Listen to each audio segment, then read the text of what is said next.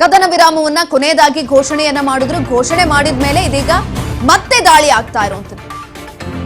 15 ನಗರಗಳನ್ನ ಗುರಿಯಾಗಿಸಿ Israel attack ಅನ್ನ ಮಾಡಿದೆ. ಟೆಲ್ ಅವೀವ್ ಸೇರಿ ಹಲವು ನಗರಗಳು ಟಾರ್ಗೆಟ್ ಆಗಿವೆ. ಇಸ್ಫಹಾನ್ ಮೇಲೆ ಇಸ್ರೇಲ್ನಿಂದ ದಾಳಿಯನ್ನ ಮಾಡಿರುವಂತದ್ದು. ಇರಾನ್ನ ಉತ್ಪಾದನಾ ಘಟಕಗಳು, ಏರ್ ಬೇಸ್, ಕ್ಷಿಪಣಿ ಉಡಾವಣಾ ತಾಣಗಳನ್ನ ಗುರಿಯಾಗಿಸಿ ದಾಳಿಯನ್ನ ಮಾಡಲಾಗಿದೆ.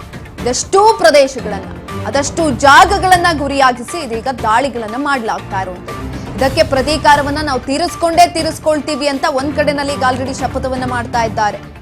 ದಾಳಿಗೆ ಪ್ರತಿ ದಾಳಿ, ರಕ್ತಕ್ಕೆ ರಕ್ತ ಅನ್ನೋ ನಿಟ್ಟಿನಲ್ಲಿ ಕದನ ವಿರಾಮ ಘೋಷಣೆ ಆಗಿರುವಂತಹ ಈ ಒಂದು ಸಂದರ್ಭದಲ್ಲೂ ಕೂಡ ದಾಳಿಗಳಾಗ್ತಾ ಇರುವಂತದ್ದು.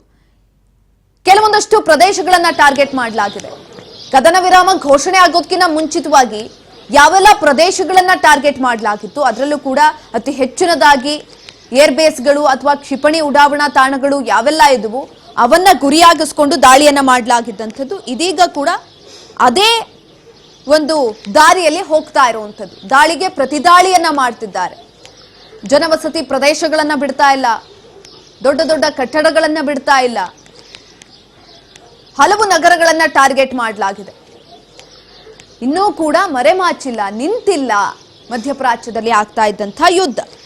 ಏಪ್ರಿಲ್ನಲ್ಲಿ ಶುರುವಾಗಿದ್ದಂಥದ್ದು. ಏಪ್ರಿಲ್ನಲ್ಲಿ ಕದನ ವಿರಾಮವನ್ನ ಘೋಷಣೆ ಮಾಡ್ತಾರೆ. ಕದನ ವಿರಾಮ ಕೂಡ ಜಾರಿಗೆ ಬರುತ್ತೆ. ಅದು ಬಂದ ನಂತರ ಇರಾನ್ ಮೊದಲ ಬಾರಿಗೆ ಇದೀಗ ಇಸ್ರೇಲ್ ಮೇಲೆ ಕ್ಷಿಪಣಿ ದಾಳಿಯನ್ನ ಕೂಡ ಮಾಡಿದೆ. ಇದರಿಂದ ಮತ್ತೆ ಎಲ್ಲೋ ಒಂದ್ ಕಡೆ ಆ ಒಂದು ಪರಿಸ್ಥಿತಿ ಉಲ್ಬಣ ಆಗುವಂತ ಲಕ್ಷಣಗಳು ಕಾಣಿಸ್ತಾ ಇರುವಂತದ್ದು. ಇಡೀ ಪ್ರಪಂಚದಾದ್ಯಂತ ಎಲ್ಲರೂ ಕೂಡ ತೊಂದರೆಯನ್ನ ಅನುಭವಿಸಿದ್ರು.